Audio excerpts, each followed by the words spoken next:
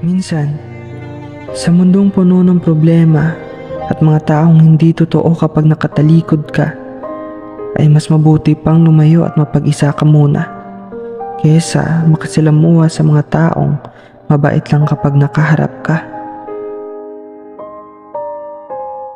Hindi ko maisip, hindi ko maisip na ganito palang buhay kapag tumatanda ka. Kung sana alam ko lang na ganito pala karami ang problema at ganito pala kalungkot ang aking madadama. Hindi sana kung pwede lang ay manatili na lang sa pagiging bata. Dahil kung bata ka, walang problema, walang lungkot, walang bigat na madadama at tanging paglalaro lang ang gagawin para sumaya.